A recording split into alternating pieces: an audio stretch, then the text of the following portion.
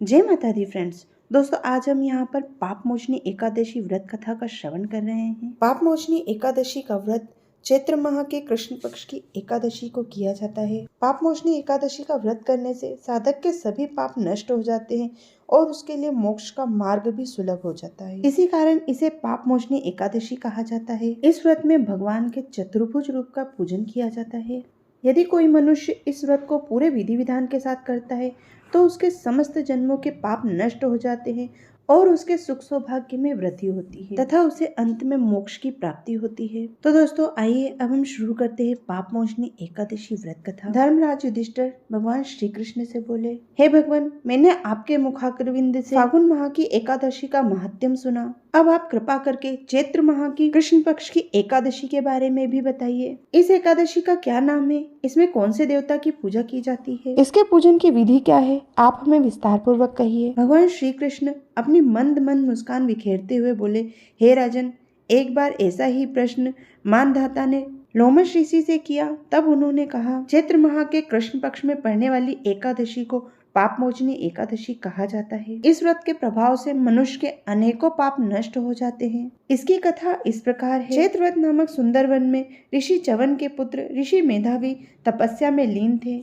एक दिन इस अति सुंदर वन में मंजुभूषा नामक अप्सरा भ्रमण कर रही थी। उसकी दृष्टि तपस्या में लीन ऋषि पर पड़ी और वह उन पर मोहित हो गई। मंजुभूषा ने उन्हें अपनी ओर आकर्षित करने के लिए कई प्रकार के प्रयत्न किए, परंतु कोई भी सफल नहीं हुआ। उसी समय वहां से कामदेव गुजर रहे थे और उनकी दृष्टि अप्सरा पर पड़ी। वह उनकी मनोस्थिति समझकर उनकी सहायता करने लगे। उसी समय मंजुभूषा ने मधुर मधुर वाणी में वीणा वादन और गाना शुरू किया। मेधावी ऋषि भी उसके सुंदर गान और उसके सौंदर्य पर मोहित हो गए। अंततः कामदेव की सहायता से अप्सरा अपने प्रयत्न में सफल हो गई और ऋषि काम पीड़ित हो गए। काम पीड़ित होकर ऋषि शिव तपस्या का व्रत भूल गए और अप्सरा के साथ भ्रमण करने लगे। एक दिन मंजुभूषा ने ऋषि से स्वर्ग लौटने को कहा।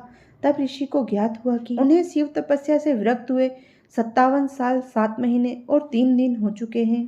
तब तो उन्हें अप्सरा पर बड़ा क्रोध आया और उसे शिव तपस्या भंग करने का दोषी जान उसे पिशाचिनी होने का श्राप दे दिया। श्राप से दुखी होकर मंजुभूषा बहुत दुखी हो गई और वह ऋषि के चरणों में गिरकर अपने किए पर पश्चाताप करते हुए उनसे प्रार्थना करने लगी कि उसे इस श्राप से मुक्ति दीजिए। उसकी प्रार्थना से द्रवित होकर मेधावी ऋषि ने उसे चैत्र कृष्ण पक्ष एकादशी का व्रत विधि सहित करने को कहा। भोग में निमग्न रहने के कारण मेधावी ऋषि का तेज भी विलुप्त हो गया। इसी कारण ऋषि ने भी पापमोचनी एकादशी का व्रत किया और उनके समस्त पाप नष्ट हो गए। उधर अप्सरा ने भी नियम और विधि पूर्वक पापमोचनी एकादशी का व्रत किया। इस व्रत के प्रभाव से उसके समस्त पाप नष्ट हो गए और उसको अपना सुंदर स्वरूप पुनः प्राप्त हो गया और वह स्वर्ग के लिए प्रस्थान कर गई। लोमश ऋषि बोले, हे राजन, पापमोचनी एकादशी के प्रभाव से समस्त पाप नष्ट हो जाते हैं। इस एकादशी की व्रत कथा का श्रवण तथा पठन करने मात्र से ही 1000 गोदान करने का फल प्राप्त होता है। गौ हत्या जैसे कई पाप नष्ट हो जाते हैं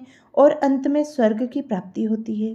विष्णु भगवान कथा सुनने वाले, सुनाने वाले और उकारा बनने वाले सभी की समस्त मनोकामनाएं पूर्ण करें। बोल दो विष्णु भगवान की जय। दोस्तों कमेंट में विष्णु भगवान और अपने इष्ट का जयकारा लगाना ना भूलें। आशा करते हैं हमारे द्वारा सुनाई गई यह कथा आपको पसंद आएगी। प्लीज हमारे चैनल को लाइक शेयर सब्सक्राइब अवश्य कीजिए। जय माता दी।